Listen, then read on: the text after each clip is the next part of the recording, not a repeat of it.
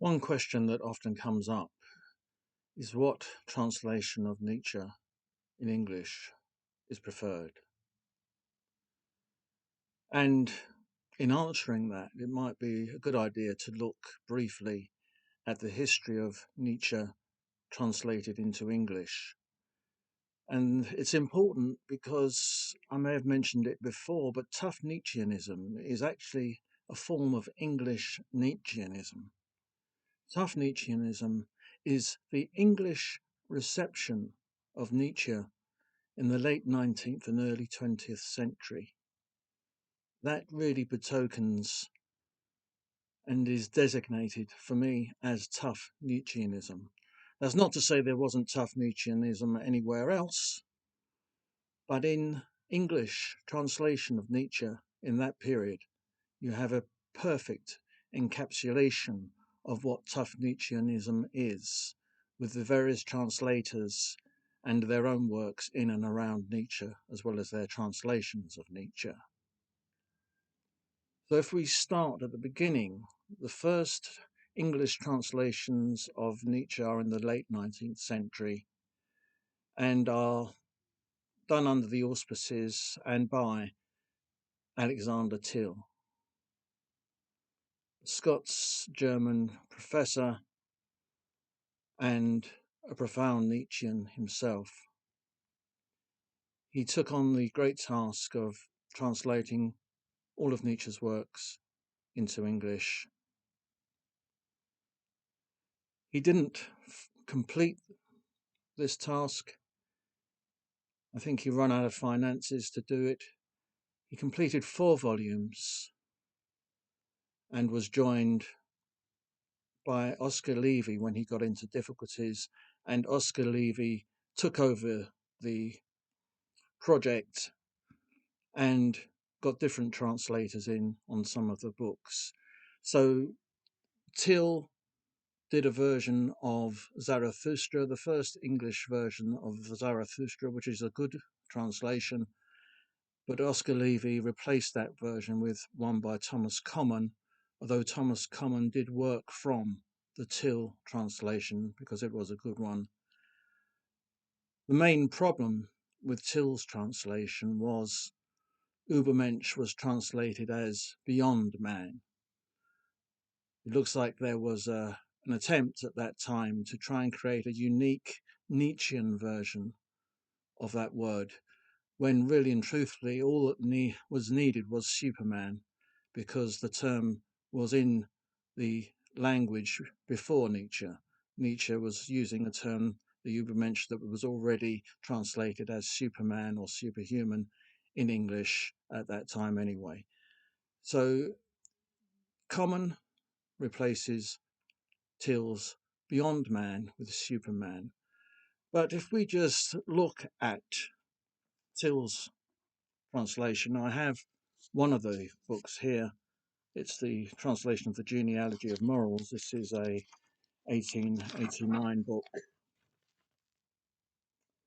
the time of this book, only 3 of the volumes was in print. There were to be 4. This edition did include a translation of Beyond Good and Evil by Helen Zimmern, who was, as we know, an associate of Nietzsche. And that translation was carried over by Oscar Levy into his collected works of Friedrich Nietzsche.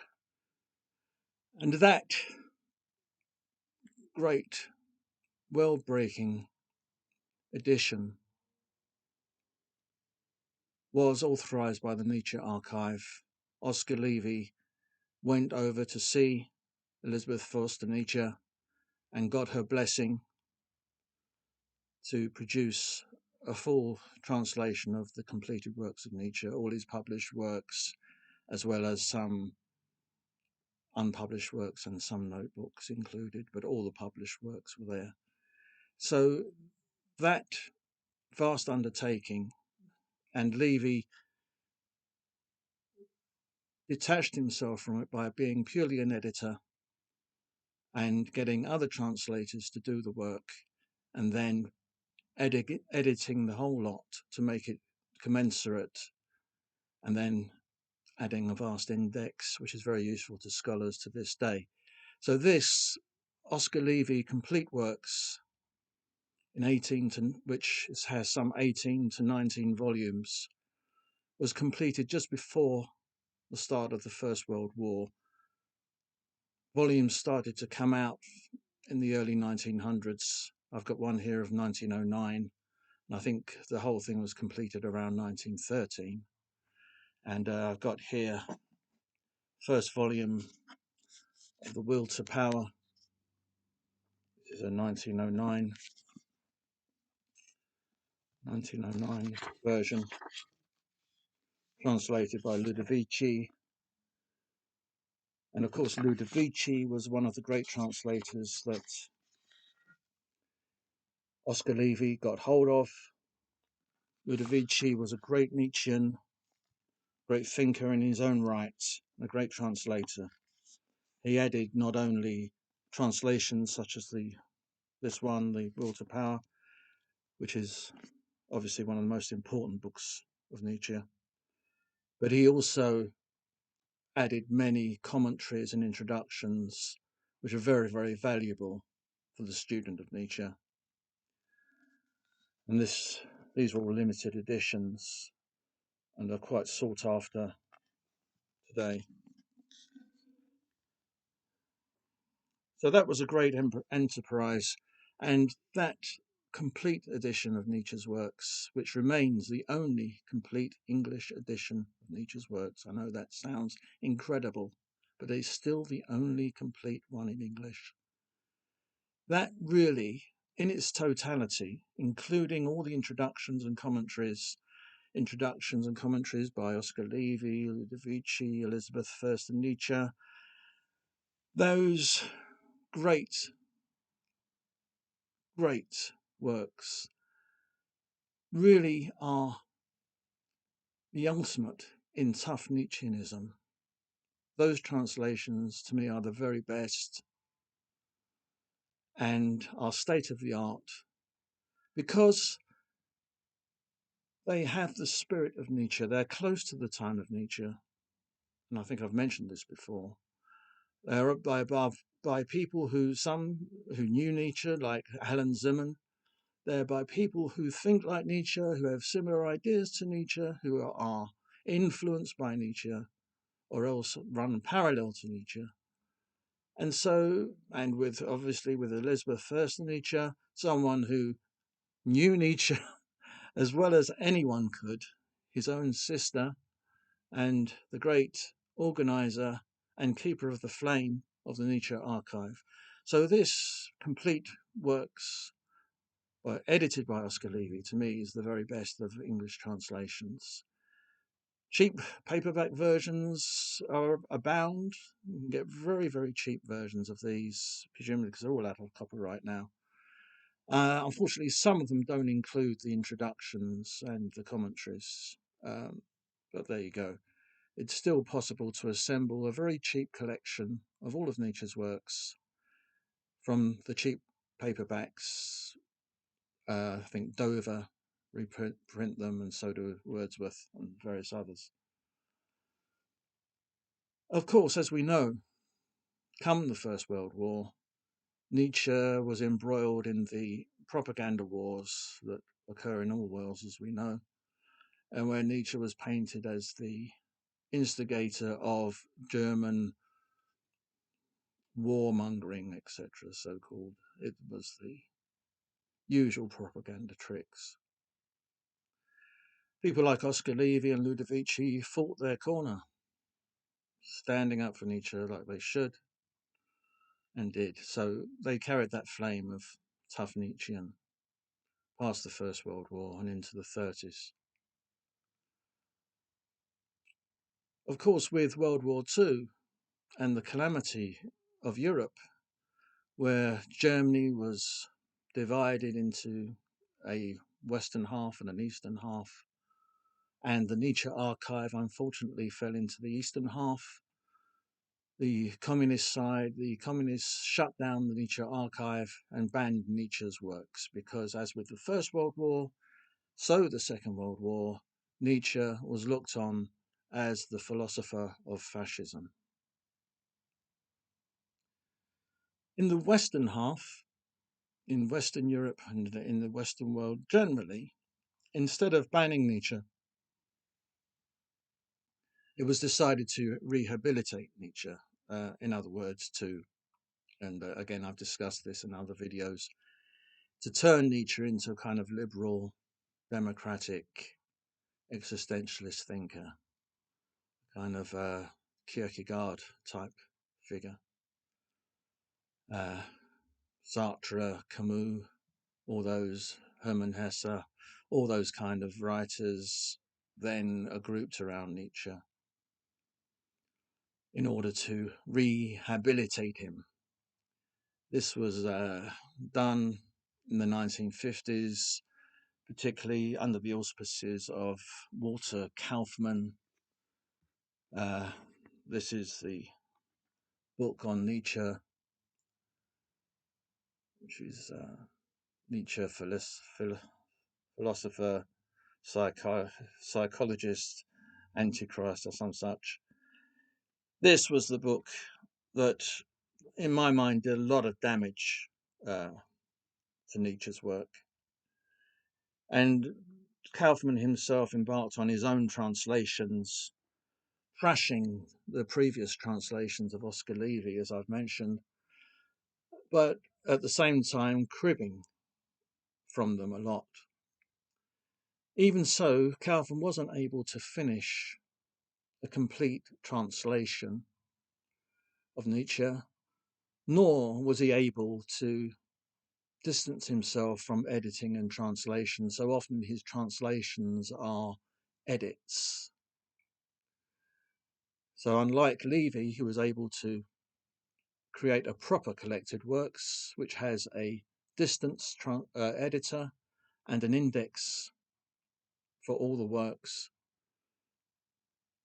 Kaufmann only produced a kind of hodgepodge of works, the Portable Nietzsche, the complete works, sorry, not the complete works, the basic writings of Nietzsche, I should say, and various which contain edited versions of certain books. So in a way, his project to rehabilitate Nietzsche, while he often tells us to his own self-acclaim that he had succeeded, in actual fact, in terms of producing a good, readable, collected works of Nietzsche in English, he failed. He joined in the 60s with another rather shadowy figure, R.J. Hollingdale.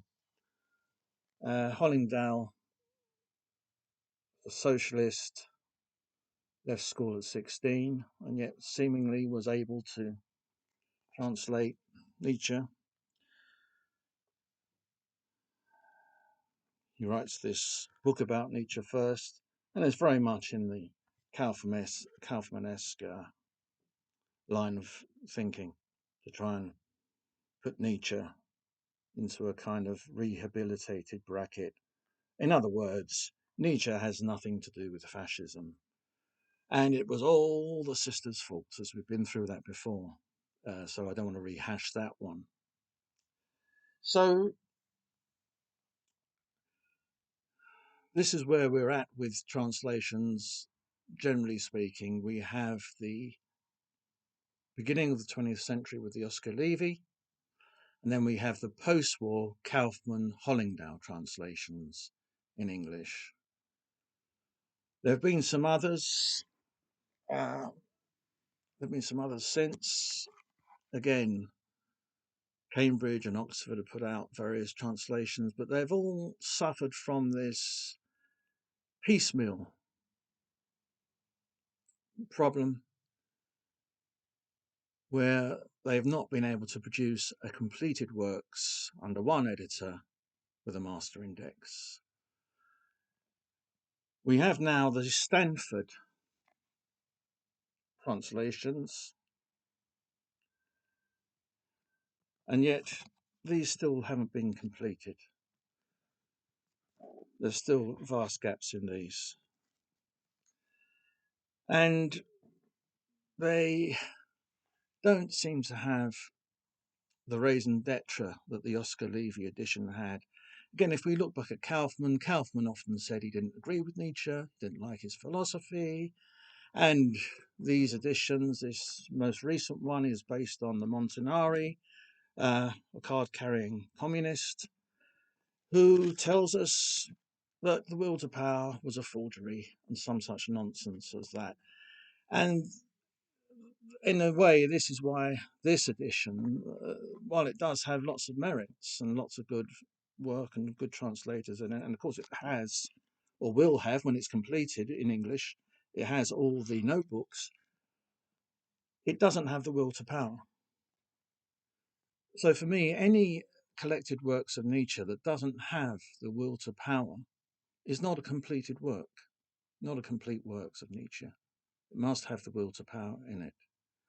And I don't care about all the stuff that it was a posthumous work. I mean, so was Ecce Homo, a posthumous work. The evidence is there, we all know. It's there in the recent Penguin translation of The Will to Power by Kevin Hill. The evidence is there that Nietzsche was working on that book for something like 3 years. He planned to publish it in late 1889, and he lost his mind in early 1889. So had he kept his health, he probably would have completed it in late 1889, and that magnum opus would have been therefore presented to the public. But unfortunately, it remained uncompleted, but there was enough there for his amanuensis, Peter Gast, to edit and produce the volumes we have of The Will to Power, which came out in 2 volumes in the Oscar Levy. Volume 1 with books 1 and 2, and Volume 2 with books 3 and 4. So until Stanford get their act together and completely translate the Montanari into English, and if they do their due diligence and get a translation of The Will to Power in there, perhaps they can ask Kevin Hill to put his in there, then you might have something approaching a good collected works of Nietzsche. But until that day, I still am going to stay with my trusty Oscar Levy translations, my Oscar Levy edition, I should say, translated by various people, various heroes like Ludovici Kennedy and Helen Zimmern. These are great books. These are great translations. These capture Nietzsche. These are of the kind of essence of Nietzsche. And nothing that Kaufman says, all his lies about those translations, I don't care. The truth is in the books, between the pages. Those are the best translations. Those are the translations of tough Nietzscheans.